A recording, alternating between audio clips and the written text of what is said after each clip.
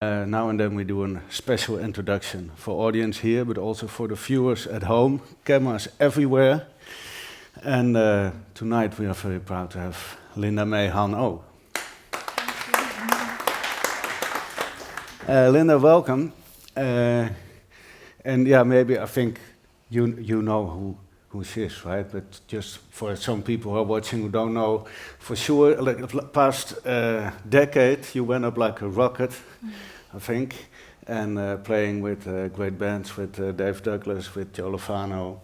You're a regular member in Pat Metini's band, right? Yeah. Mm-hmm. But you also have your own band, your quartet, and that's why you're here. Last concert of the tour in Europe. Are you looking forward to go back home, or you want to travel some more through Europe? Yeah, I mean, it's always a great experience touring in Europe, yeah, it's going to be a whirlwind next few months of travel, but it's good to have that balance, to be home and to chill for a second and then be on the go. So yeah, I mean, it's what we do. It's what we need to do. What's the first thing you're going to do when you come home? I'm not sure. I mean, Fabian, my husband, is in the audience. Yeah, it's just regular home stuff that I actually just really appreciate. A home-cooked meal, being able to cook my own food, rice, and just homey, good things. So that's probably the first thing. Yeah. Okay, good. Let's see. I brought some clips also, and I really like this one. Let's watch.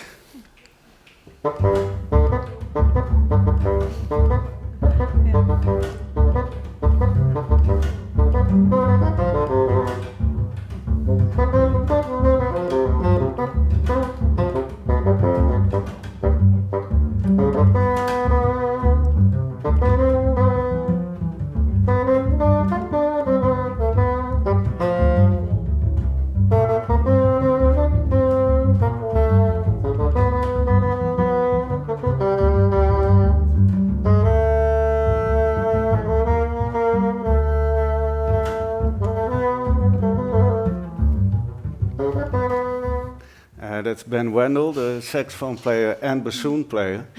He does this great series where he plays standards with friends and records it like this. So check it out on YouTube and on his website. But the bassoon, that's actually where more or less things started with you. I think classical piano first, and then you played the classical bassoon. Yeah, in high school, and that was kind of what I was really serious about. I almost thought about doing that as a career, and being a classical bassoonist. And we thought it was appropriate for Ben to be playing bassoon on this. So, it was great. I mean, what Ben can do on bassoon, on saxophone, it's amazing, yeah. Did you try out his bassoon for a moment? I did. There's actually a little clip at the end where we swap, and Ben's playing bass and I'm playing bassoon, and we did a mock thing that isn't on there, when I was like, Ben, get it together. but yeah, so it was fun to play that. Yeah. What happened? Was there something that pushed you away from the bassoon, or was there something that pulled you to the bass? What happened, and at what age was that? Yeah, definitely pulled me to the bass. So when I was around 15, an uncle of mine gave me a 4-string electric bass just to play around with, and so I started figuring out songs, on the radio and on recordings, and played a lot of rock music with friends in school. We had a rock band. It was called E-Day Fix. It was based on the Berlioz term E-Day Fix, of having a theme, permeated theme and development throughout the piece, and except we spelt it E-D-A-Y-F-I-X, a bit rebellious. Are there recordings on the internet? MySpace. Perhaps MySpace. We recorded a short EP, but that was about it, But from there, it was kind of transitioning from rock music. We were playing all sorts of Led Zeppelin, Metallica, Rage Against the Machine, and in from that, it was kind of through into jazz, because we also played in the school jazz band. At that time. I went to a public high school that specialized in the arts.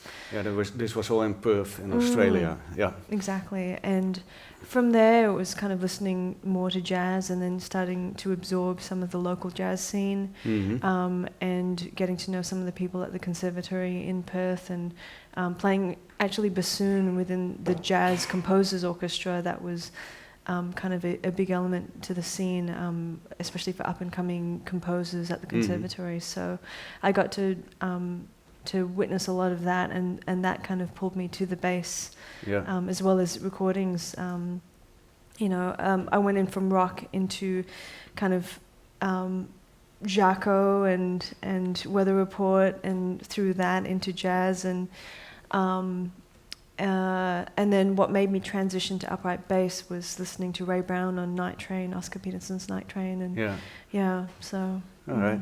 Well, now that you mention, do you know this recording of Ray Brown where he plays Jaco's Teen Town? Have you ever seen it? I do not know. Look at this.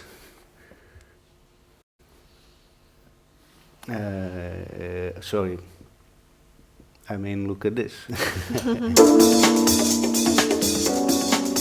Great audience.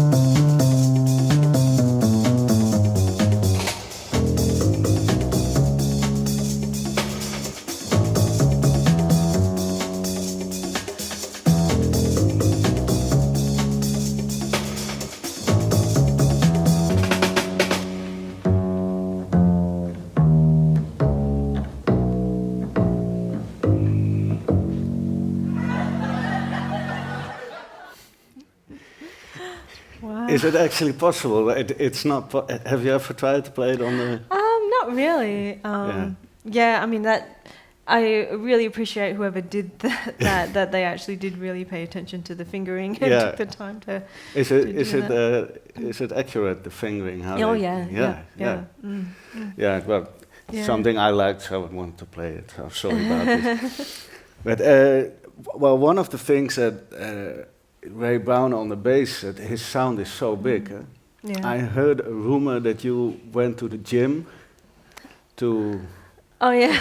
For your biceps or triceps or whatever you need, to make your sound stronger. Is that true?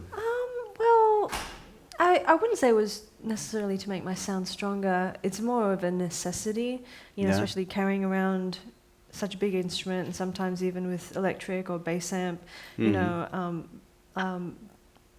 around New York City, sometimes on the subways, like you just have to be strong. So it's more just a necessity, and also just general maintenance of just keeping those muscles strong, so that you won't get too many aches and pains, whether it be from carrying your instruments or playing for extended periods amount of time.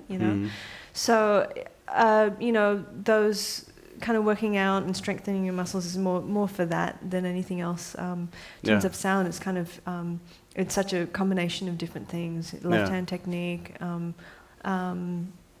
amount of weight that you're putting, and where you're placing your finger on whether it be towards the bridge or higher up. You know, there's so many factors, and it's still something that I work a lot on, and it's kind of changing, evolving. Yeah. Just before the room opened here, you were playing here. Was it also to check out the room a bit, or to warm up? Yeah, a bit of both. It's interesting because I've played this bass quite a few times. Like, I mean, every time I've been to the Bimhuis, and so it's definitely familiar. But there's just little things, little humps that I have to kind of purposely try and get over and get used to. So it helps to have a second. Sometimes you don't have that luxury, you know. So if I have it, I'll take it. You know. Because that's the hard thing for bass players playing when you're not in your own country. You play on other people's bass, right, or rental basses. Different basses, different strings, different setup, different pickup. And pickup is such a big thing as well. And it's so helpful to have great sound people here, you know, that it's just so efficient and so great. But yeah, it's a challenge, and it's just about trying to be quick and trying to problem solve. I'm a bit curious. I'm still a bit curious about this little girl here on the left. When you were playing the piano, and on the right is, by the way, Fabian Almason. He's playing piano tonight here. And I see a bass in the back, and a big bass amp. Was that yours? No, that was not yours yet. You know, I can't quite remember. I really can't remember if it was maybe a recital or something, but I did have a black bass, so I really can't remember. But we posted this. Fabian is also my husband, so. You know, we were just laughing about how nerdy we were and how funny it was. We're both in these vests and, you know, playing piano and doing piano recitals. And was it, how did you have two older sisters and they're not into music, right? Or were they playing at the time? They were playing at the time. My oldest sister, she played harp, pedal harp, and my second sister played trombone as well as percussion in school, and both of them don't really play too much these days. The oldest one is a veterinarian, and the second one is a doctor. So they don't really have a lot of time jobs. for that. Real jobs. My older sister exposed me to a lot of incredible music. So I'm really grateful to her for showing me a lot of.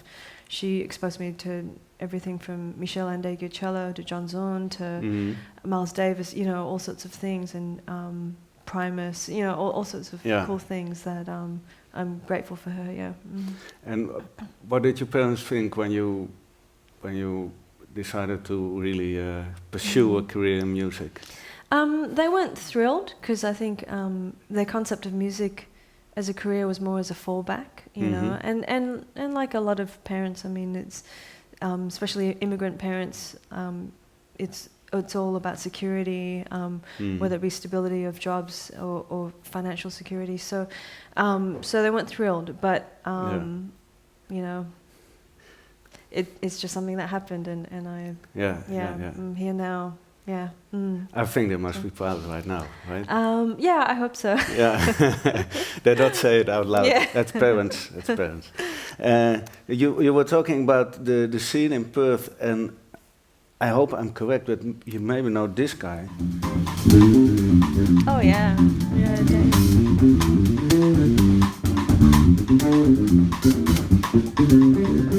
He's now the bass player in Yellow Jackets. He's quite famous in the bass world, but I like this because it's in the garden.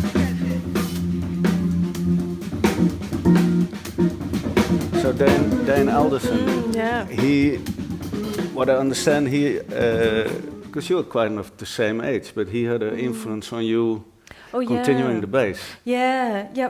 He's maybe a year or two older, and I when I was playing in the composers orchestra, I'd be playing bassoon in the woodwind section, and I'd turn around and Dane would be playing electric bass in the rhythm section, and so and there used to be all sorts of steady gigs around town, and there was a band called K that Jane would play in with lots of other great musicians, and I used to go and see that band, you know. Yeah, so yeah.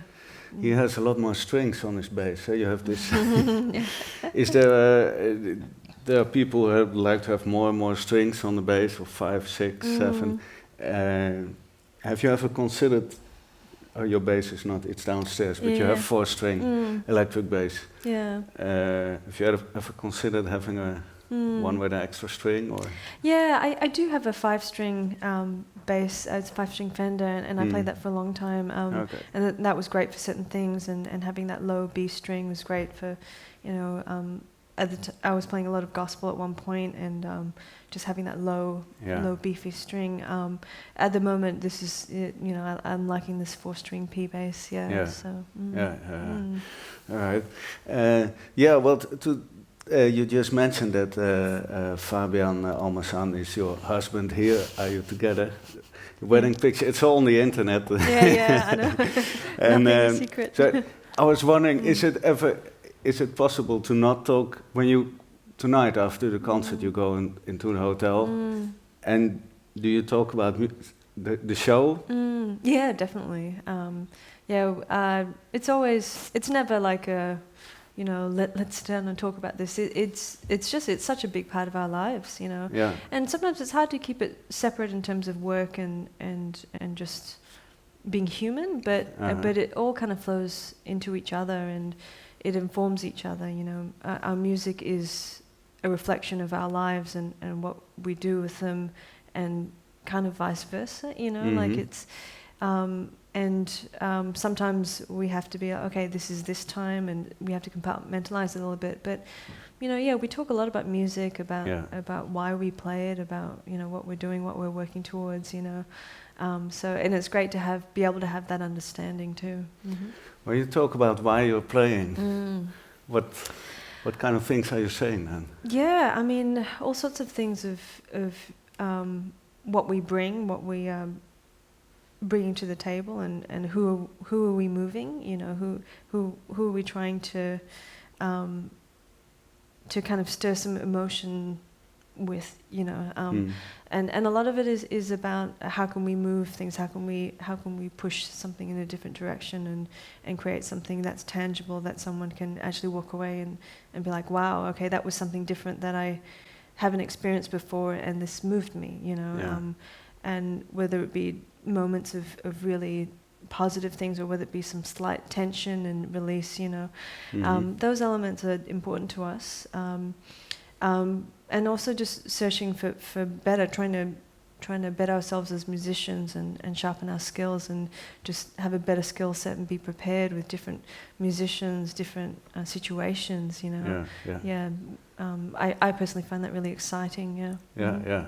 What's the most recent thing that you're working on for yourself personally?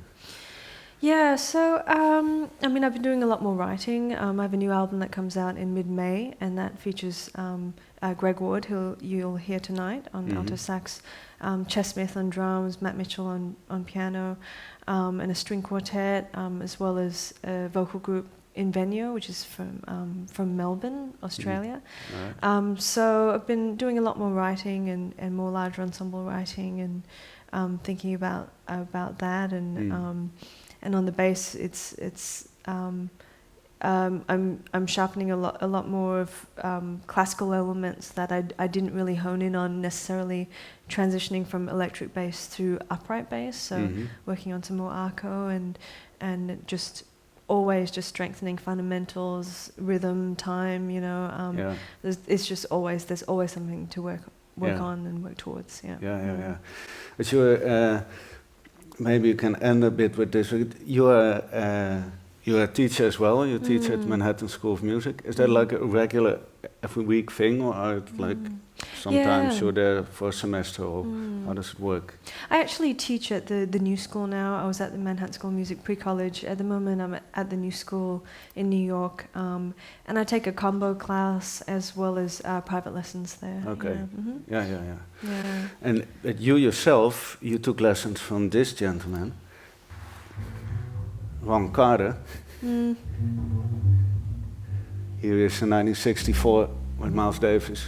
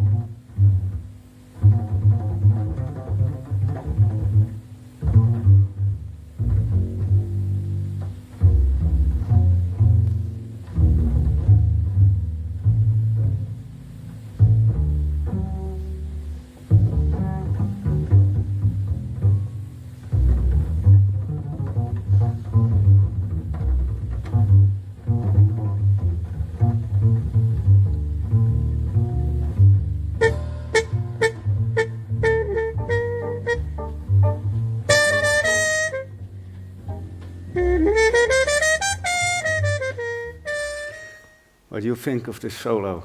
Yeah, it's beautiful. Yeah, beautiful sound, beautiful feel. Yeah. Mm-hmm. It's in the 60s to play a bass solo like that. It's so vulnerable actually, starting with nothing, not really on the tune like this. It was something special that he did. Did you talk about him with this kind of things, or what kind of things? Or maybe you still see him, I don't know. Yeah, it's been a little while, and I took a couple lessons from him. These lessons we talk a lot about fundamentals, and the first lesson, it was really interesting. We talked about sound, and I think I tuned. I played like a couple of notes, and he was like, why do you have to play so loud, you know? And he was like, this is a small room, you know. You just play loud enough to fill the room, and it's really interesting as an acoustic bass player, especially living in New York City. Like you really do want a big sound. You need volume. You need presence for sure. But there's this tendency sometimes that you need that all the time, and there's also a certain point sometimes when if you're playing so hard, it's almost like the sound isn't as rich as it could be, you know. And there's an interesting podcast, if there are any bass players here, Jason Heath has a great podcast where he talks to Larry Grenady about this, and Larry had taken lessons with Mr. Carter. And so that kind of changed a lot of things for me. Like I kind of realized there were points where I was kind of overplaying to a point where it wasn't actually helping the sound. It was more for volume, and even there's a certain point where just playing hard isn't necessarily going to give it that volume and sound, you know. So that's something I'm still searching for, is that sweet spot of playing hard enough, and also hand placement. You know, I try harder these days to kind of put it in a specific spot. Some of the people who have studied with Mr. Carter, they know that he's kind of big on putting your right hand relatively close, like at the end of the fingerboard, and he might put a bit of Velcro on the back of the fingerboard, where that'll remind you kind of where your thumb goes. Right. So we've talked a lot about sound and fundamentals and that sort of thing. Yeah. Mm-hmm. I always known you as Linda O, and now it's Linda May. Yeah, Mayhan O. Yeah. Mm-hmm. Is there a reason that you extended your name? Yeah, it was kind of a time of transition, in the sense that I was coming out with this new album, Walk Against Wind, and my husband Fabian Almazan has started a record label called Biophilia Records, and I had released that on that record label, and it was for a number of reasons. Mayhan is my legal name, you know, and I think a lot of immigrants, when they immigrate, they assimilate and they adopt Western-sounding names. And for my father, he thought it was essential because he was often told that no one could pronounce his name. You know, because your parents were from China, but they lived in Malaysia. Well, the Malaysian Chinese. You were born in Malaysia, right? Yeah. And they were born in Malaysia too. Yeah. Okay. It's kind of a few generations from back Chinese from China. descent, right? Yeah. Yeah. So there's that push and pull with, you know, thinking that when you immigrate, you should really try and assimilate, adopt Western-sounding names that are easy to pronounce and easy to spell, you know.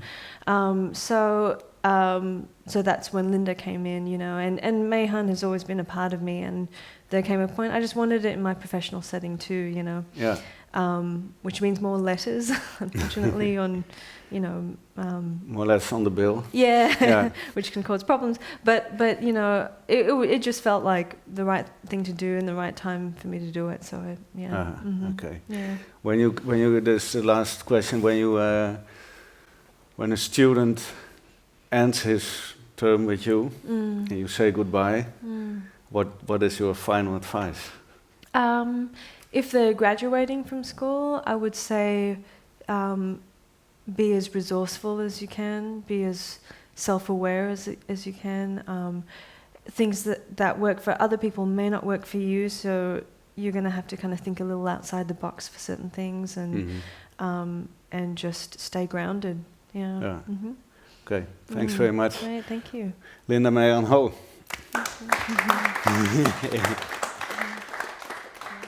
See you in about 10 to 15 minutes for the concert.